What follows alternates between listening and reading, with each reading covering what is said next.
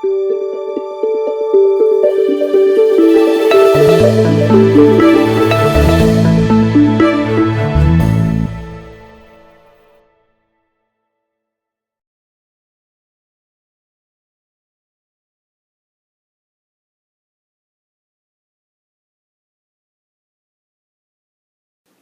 everyone, Kevin here with Divinely Design, and we have a soapy video. This is a little bit of a different soap video. What I would like to do is make some soap roses. And let me show you an example. So this is an example of a soap rose that I made. I have some soap that was sort of a failure, and so I'm using that for this. This is a bar of that soap. I was actually trying to do the teardrop swirl for Amy's soap challenge, and it just turned out terrible. But I like to show you kind of how I've been playing around with making some soap roses. Now I haven't done this like I've made a bunch of, not a bunch, but I've made a couple of them so far, and so I thought I would sort of go over what I've learned. So for this, this is a bar of soap that has been cured for under a week, maybe about 6 days, maybe a week actually at this point. But it's still really soft. It was a full water. I'm going to take off the sort of outer portion of it that's harder than the soft portion. Now, for the soap roses that I already made, I have used the majority of the soap is this sort of yellow portion. So that's what I've been using. But for this demonstration, I'm going to take kind of the middle part, which is that red part, and use that. And the reason I'm cutting off this outer portion is in the next part, when we go to sort of mix up what I'm going to call the soap dough, the outer portion is tough, and when you go to mix it into sort of your soap dough, then you get these chunks in it, and it's a lot harder to roll out. So I've just cut off the outside part, so I just have really soft soap now. And I'm not going to use this portion. This is the yellow portion, but I'm going to use the pink portion. And I have a couple of other pink portions that I cut out from some other soaps. Now I'm going to mix these up here in a second, but that's going to get kind of messy. So to go over sort of what else I have a little bit of cornstarch in a bowl. I have some water in a bowl, and I have some paint brushes. I'm going to use these, they're sort of like cookie cutters. And this is what's going to help to form the rose shape. This is something I got from Amazon, and it's called the Easiest Rose Ever. And I think the company is called Finnin? I'm actually not sure. Anyway, yeah, Amazon, the Easiest Rose Mold Ever. And it's meant for gum paste for cakes. But I'm going to use it for the soap here. And this one, they come in different sizes. So this is the largest one, and then there's a medium one, and then there is a small one. I think the small one is actually a little bit too small to use for soap, because I think with using gum paste, you can get it a lot thinner, and it's still sort of pliable. The soap, so far, I haven't been able to get it super thin, but the large one and the medium one seem to work okay. All right, so now what I'm going to do is just squish this up. Now this is a little bit of a messy project, but you know, it's soap, so it cleans up pretty easy. And the reason I'm using the middle portion, just kind of the red, is because I'd like to color these more in the pink spectrum, and having the base soap be similar to the color I'm going to use micas later on to sort of paint the rose.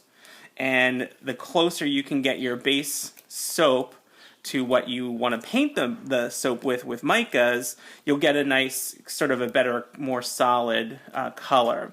I use the yellow batter, and I'll show you some examples in the end here of how I've tried to color some of those roses with micas and sort of the results.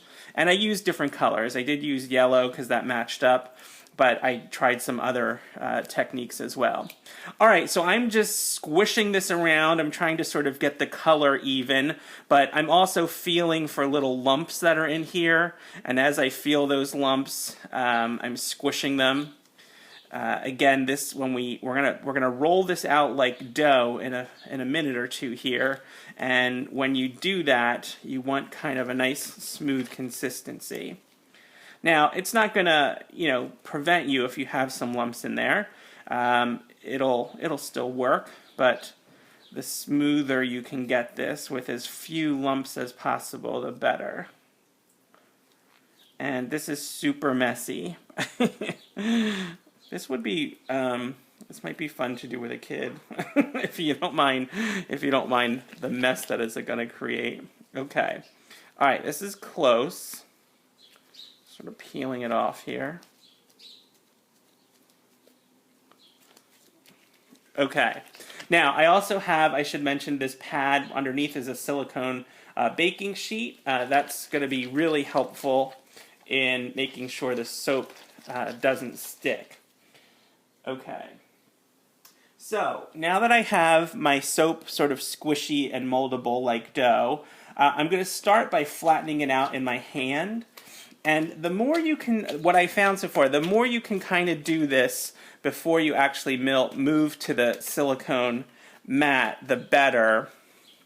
Because once you start rolling it on the silicone, it starts getting really messy and sticky. So the more you can kind of get it into the shape you want, the better. Now I kind of want more of a rectangle shape here. Now you'll notice it's not perfect. I mean, it's sort of modeled, but that's okay. All right. Now, here's the slightly tricky part. I've gotten it kind of in the shape I want to start it.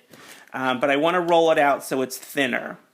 Now, the silicone pad will help a lot in terms of not sticking to it, but the cornstarch helps even more.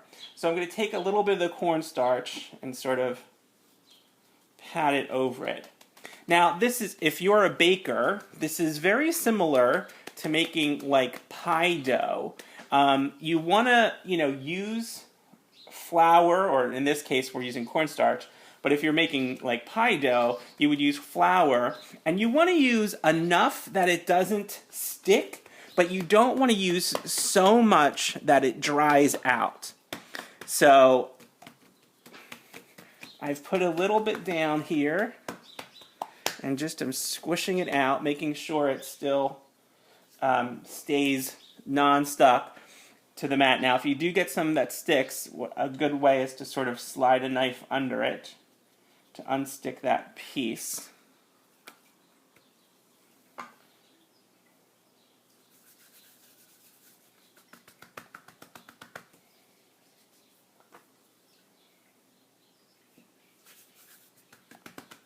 Okay, I think that's good for right now.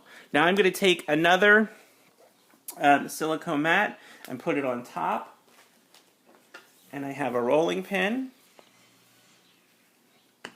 and we'll roll this out here.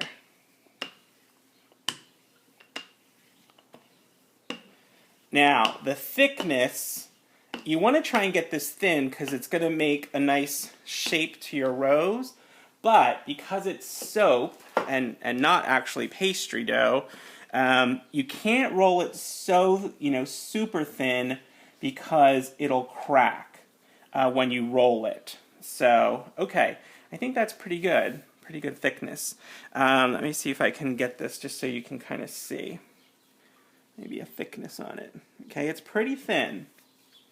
Okay, now I'm going to take my cookie cutter mold here, and cut out a shape.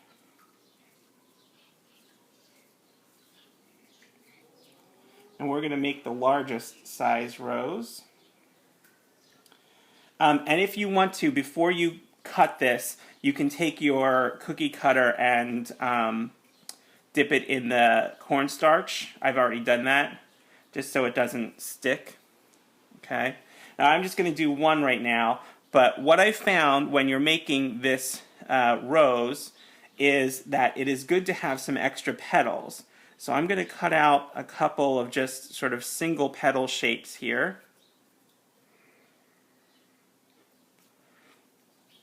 And this will help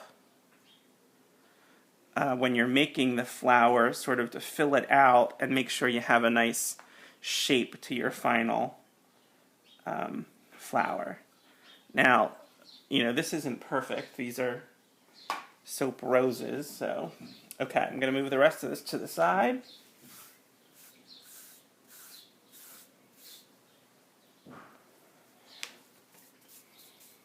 Okay, so what I do here is I'm going to take my finger and I'm actually going to kind of squish out these petals a little bit and try to make their edges not so regular shaped here. You know, if you had a real rose, their edges to their petals are certainly not all symmetrical and even.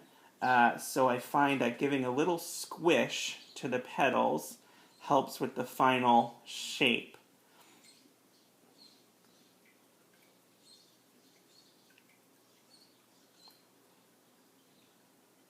And you can make them a little bigger too, just sort of pushing out some of the soap for the middle and making them still kind of thin. Okay.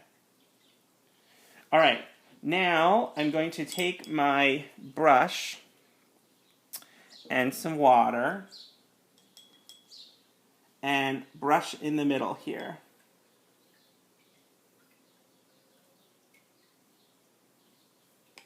Okay. We're going to fold over so that, you know, this petal here falls in the middle of this divot, and the water that I just entered there or put on will help this to stick to each other. Now, when you fold this over, you may get some cracking at the fold line, and that's okay.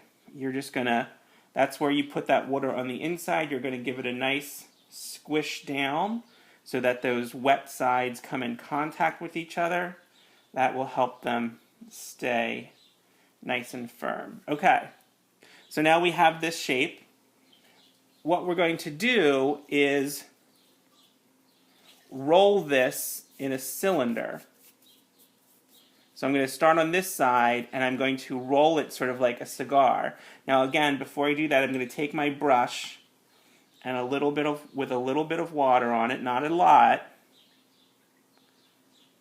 and sort of dampen this side where I'm going to roll it. That's going to act like our glue that's going to hold this together. Now I'm going to roll like a little tube here.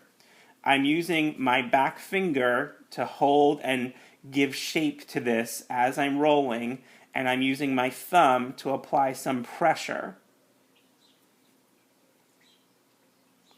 Now, as you roll this, you don't want the center of your rose to sort of be the highest point. You want it to be at least even or even slightly lower. So I like to roll my outer leaves here a little bit higher as I go down the length of this rose. Now, you'll get some cracking. Again, that's okay. You're going to help sort of mold it with your hand. Okay. So, that gives us kind of a bud shape. Fairly nice. Now, you could leave it like this if you wanted to make little rose buds. I like to use the back of the paintbrush, one of my smaller paintbrushes that I dipped in some cornstarch. And what I'm going to do is use that to help give some shape. Now I'm going to start with the outer leaves and sort of push them out. You can use your fingers to reshape things. And sometimes you need to squish the base here so it sort of sticks where it needs to. Now you can't push these a lot. You'll get tearing, just like you saw right there. Now a little tearing I think is okay because it almost mimics what a real rose looks like. Now I'm also going to take and shape some of the leaves by kind of rolling them backwards.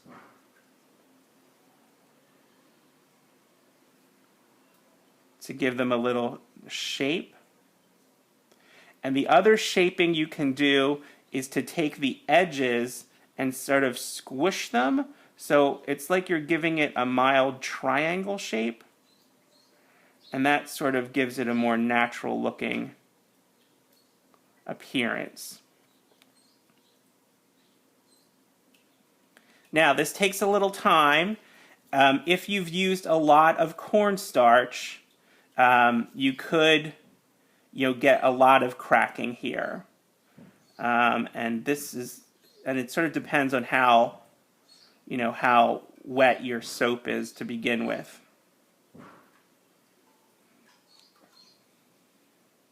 Okay, now I rolled this one pretty tight, so I'm not going to try and pull out the center here a lot. Just give it a little bit of shape. And I'll be honest, some of these turn out great, some of them not so much. Now, the shape of my rose is still a little wonky, and here's where those extra petals sort of come in.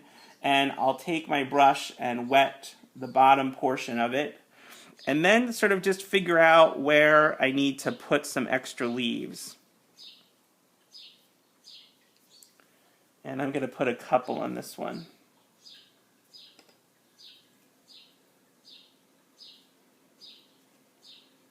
Just trying to give it a more natural rose shape, to give it more fullness.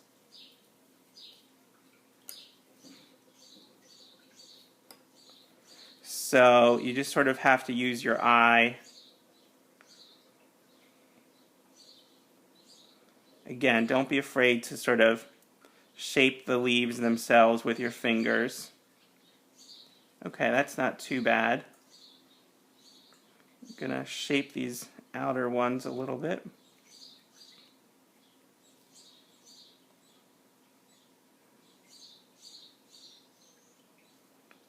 Okay.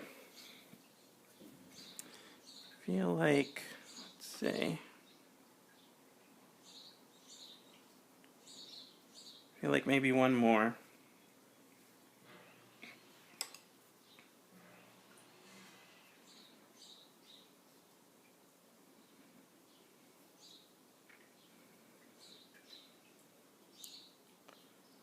Okay. All right. So that's sort of the shape of my rose. Now I can take my paintbrush. There's little pieces of, cornstarch and little things of soap that's sort of in here, and I can take my brush and kind of clean them up.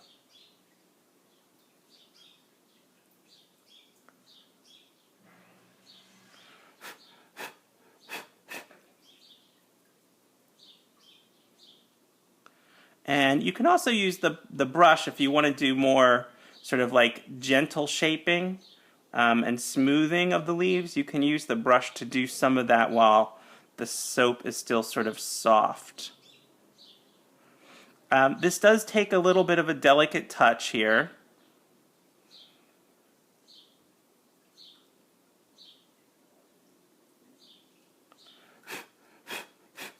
Okay. All right, now I'm also going to clean up some of the cornstarch by using this brush. Now, the brush doesn't have a lot of water on it, just a little bit, but that will help take some of this extra cornstarch that's on here off. If you're going to use mica to sort of paint them, it also will make your leaves a little bit stickier to help the mica stick to them.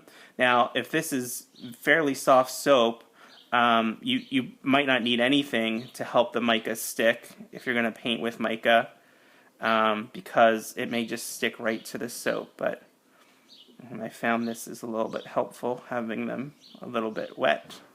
Okay. All right, so let's paint this with some micas now. And I think what I'm going to do is try and mix my own sort of custom mica. What I'd like to go for is maybe kind of a coral kind of shade, or like a peachy shade.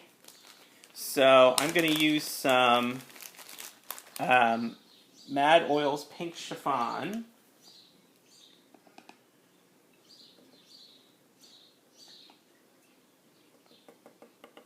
And I'm going to use some Vibrance Orange.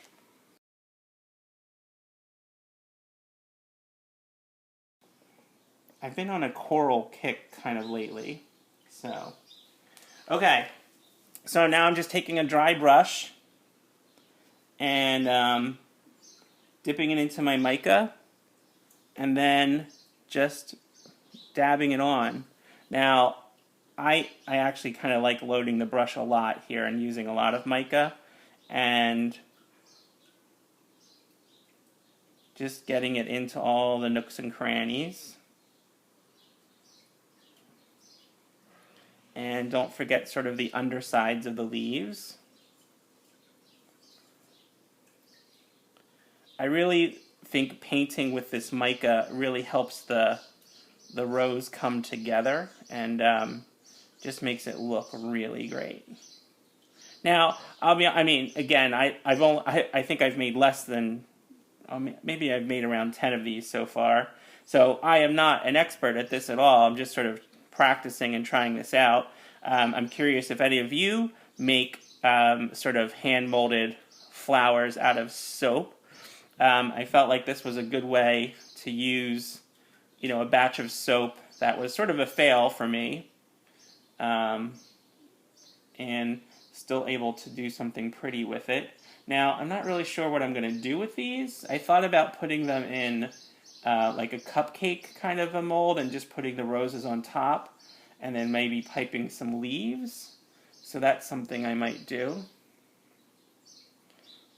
Or I could always use them sort of as embeds on the top. Okay. All right, I'm going to go to the sink to sort of blow off all the extra here. Hold on one second.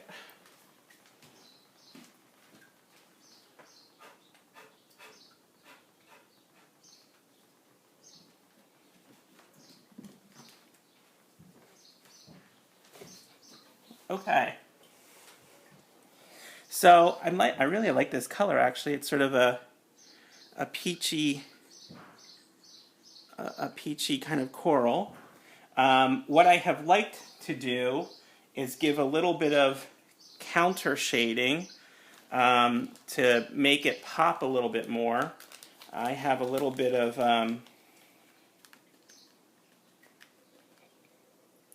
this is red rainbow mica, which I don't think is actually made anymore. Nurture Soap Supply did it, but I have this little sample pack left. I think they have the Vibrance micas now to replace it, but this is actually red rainbow. So I'm going to take my smallest brush and some of the red, and then I'm going to just paint it kind of at the very base of the flowers here, and I'm not going to do a lot, just a little bit.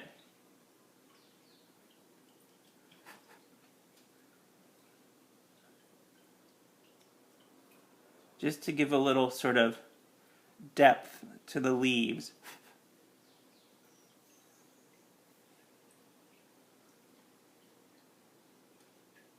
Just at the base, sort of toward the center of the flower where you would get the most shadows and sort of the darkest color, that's where I'm putting it.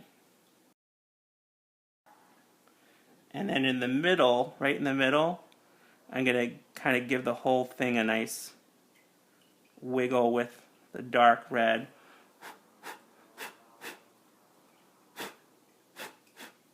Okay. Okay.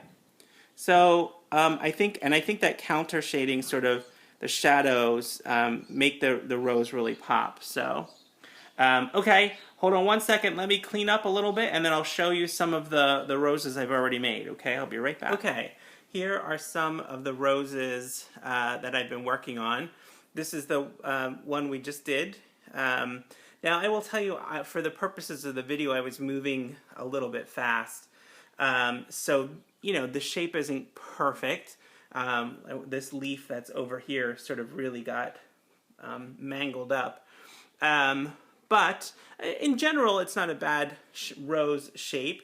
Some of them get better than others.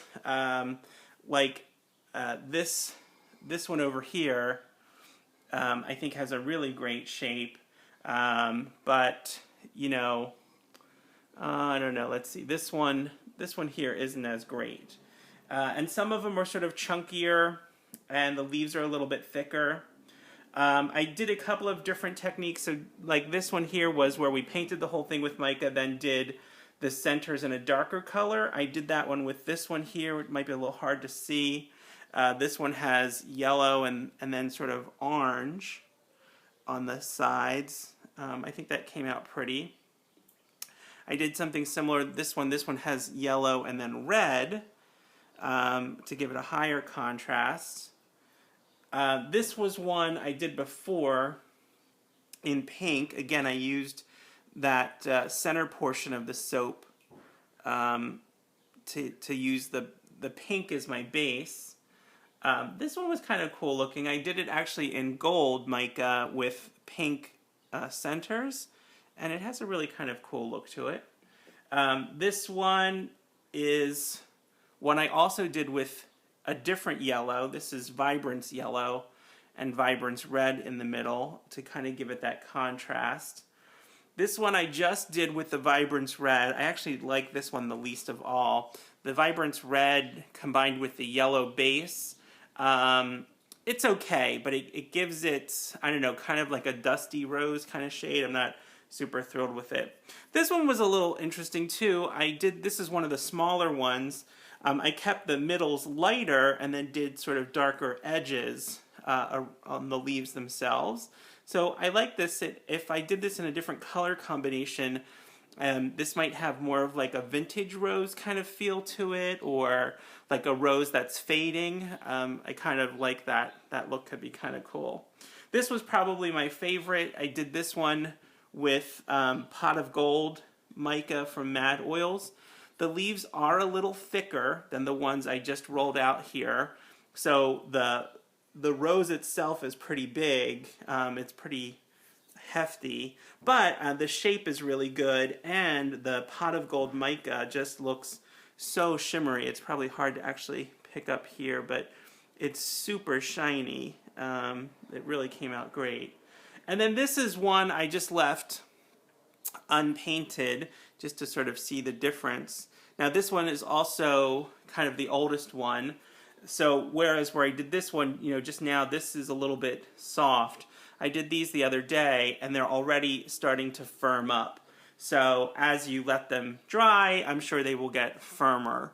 So now I just need to think of a project to do with them. So I may make a few more. We'll see. If I get another failed batch, now I have something I know I can do with them. I think it's a nice little project. And that's it. Okay, comments, questions, leave them below. What do you do with your failed batches? Do you just rebatch them? Do you just chuck them out? Do you have any kind of projects like this where you can hand mold things, or maybe you shred them up and make bath soaks with them? And do any of you make hand-rolled roses? And do you have any tips and techniques for me? Okay, that's it. Talk to everybody later. Have a great weekend, everybody. Bye.